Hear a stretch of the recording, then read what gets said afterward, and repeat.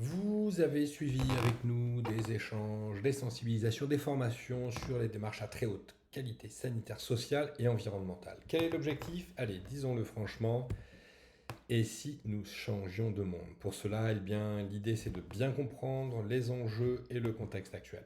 La population humaine et mondiale est passée de 1 milliard d'habitants il y a 2 siècles à 8 tout récemment, le 25 novembre 2022.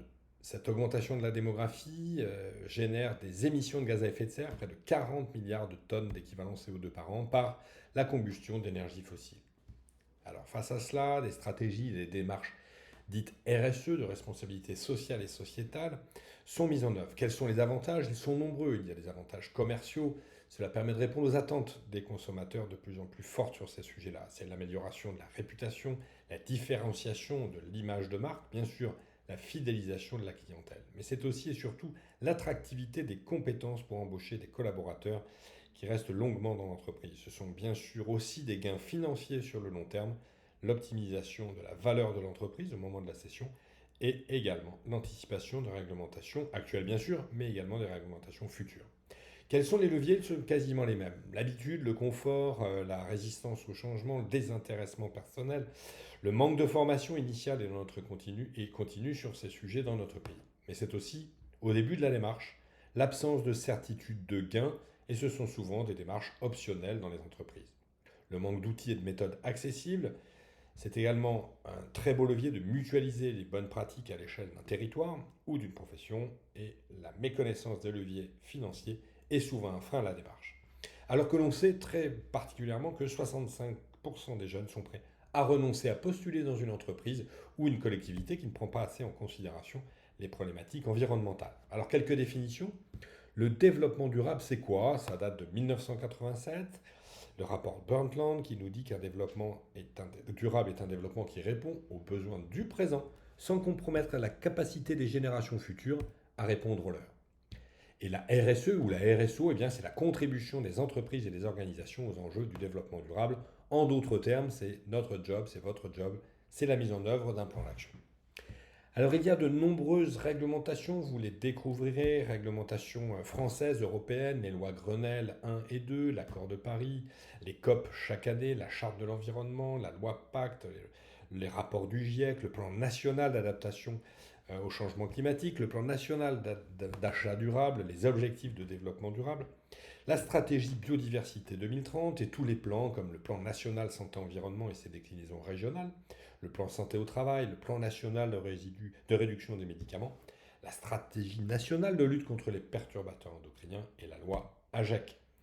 Loi sur l'économie circulaire, mais c'est aussi la loi Elan sur le numérique et la réduction des consommations d'énergie, la loi Egalim qui a permis de supprimer le plastique dans de nombreuses collectivités et dans des établissements de restauration.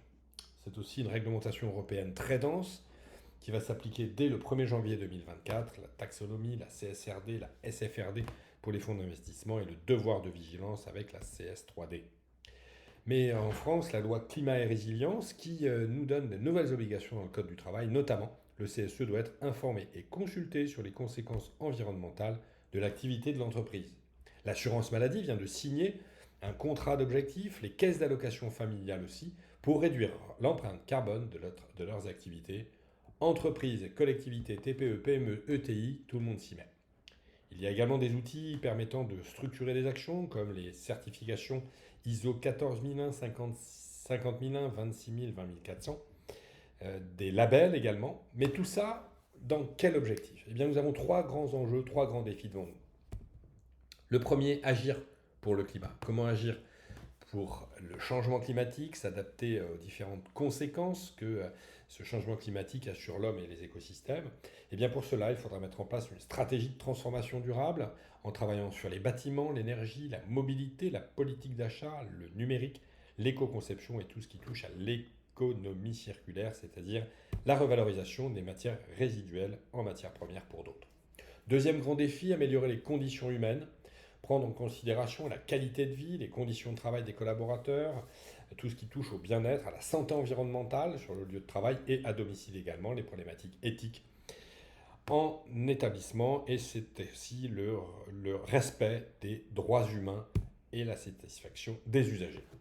Enfin, troisième grand défi, la préservation des ressources naturelles pour lutter contre l'effondrement de la biodiversité, lutter contre la déforestation importée, la pollution de l'air, la pollution de l'eau, la pollution des sols. Bref, la protection de l'environnement, la préservation des ressources naturelles est une clé pour maintenir la santé humaine et la santé des écosystèmes en place sur notre belle planète bleue. Alors, comment faire tout cela? Eh bien, il existe des outils, des méthodes. La méthode que nous préconisons à très haute qualité sanitaire, sociale et environnementale est dotée de nombreux objectifs. 9. Améliorer la qualité de vie, permettre de structurer la démarche, valoriser les actions mises en œuvre, augmenter les performances, tout type de performance, limiter l'impact environnemental, mettre les acteurs en réseau, construire également une vision à long terme en gouvernance partagée, essaimer les bonnes pratiques et reconnaître les efforts qui sont réalisés. Cette démarche THQSE est déclinée dans de nombreux secteurs. Il était issu au départ du secteur de la santé. Cela répond à un objectif de scoring, de notation. Nous sommes en capacité de faire ce score-là que vous avez à l'écran, permettant d'identifier les actions exemplaires envers les réglementations non respectées et l'ensemble des thématiques sur lesquelles on peut avancer et travailler pour avoir une augmentation de près de 10% par an. Quelques exemples de travaux pendant quelques mois où les entreprises ont réussi à obtenir d'excellents scores pour être au final labellisées et reconnues avec une double labellisation THQSE et Responsibility Europe, permettant de garantir la préservation des écosystèmes, des droits humains et de la santé humaine aux clients, aux adhérents et aux consommateurs. Nous sommes en train de mettre en place un réseau dans tout le pays d'établissements en cours de démarche ou labellisés. Il existe de nombreux financements en fonction du secteur dans lequel vous êtes. BPI, Agence régionale de santé, Banque des territoires, ADEME, Agence de l'eau, ARACT, ANAC, bref, il existe un site internet bien spécifique permettant, en fonction de votre activité, de vous repérer sur votre territoire pour vous faire aider dans ces démarches. La question que l'on nous pose souvent, c'est mais est-ce que ça coûte cher, la RSE, de mettre en place un programme? La question qu'il faut se poser, c'est est-ce que les effets, les tendances qui sont actuelles sur le changement climatique, les diverses pollutions, est-ce qu'elles ont un coût pour nous-mêmes, pour nos impôts et nos sociétés? Eh bien voilà, quelques exemples, les canicules qui ont coûté plus de 37 milliards d'euros en quelques années, les nuisances sonores aujourd'hui, quatrième cause de dépenses de l'assurance maladie, également les chutes des personnes âgées qui coûtent beaucoup en termes de santé humaine et de bien-être de nos parents et grands-parents. Les perturbateurs endocriniens qui ont des coûts colossaux aux États-Unis, en Europe et en France, le coût social de l'absentéisme au travail, plusieurs millions d'euros. La mauvaise qualité de l'air intérieur qui dans notre pays génère 48 000 décès prématurés et 19 milliards d'euros de dépenses. Et puis la crise du Covid qui a coûté au bas mot 424 milliards de dollars qui aurait pu peut-être être anticipée, au moins anticipons les prochaines. Alors nous avons dans cette dynamique, Primum non nocere associé au groupe Grant Thornton, inventé les outils, les méthodes pour arriver à résoudre ces trois grands défis. Nous avons mis en place des bilans d'émissions de gaz à effet de serre santé-environnement pour traduire l'impact carbone sur la santé humaine et l'impact des écosystèmes. Ce sont des calculs d'empreinte sur la biodiversité. On sait faire aujourd'hui l'empreinte hydrique d'une structure. Nous faisons les audits énergétiques pour permettre de mettre en place les plans de réduction d'énergie. iGuest, ce sont des patients mystères qui viennent dans les entreprises et les organisations mesurer la qualité perçue. C'est également la réalisation de cartographie de risques environnementaux, de diagnostics d'achat responsable pour aller vers le label relations fournisseurs et achat responsable. Ce sont des diagnostics sur les déchets, sur les matières résiduelles pour être capable de cartographier les gisements de déchets et bâtir des schémas d'économie circulaire à l'échelle des territoires. C'est la dynamique de l'éco-conception, l'éco-conception des produits, des soins et des services, l'analyse du cycle de vie de différents produits.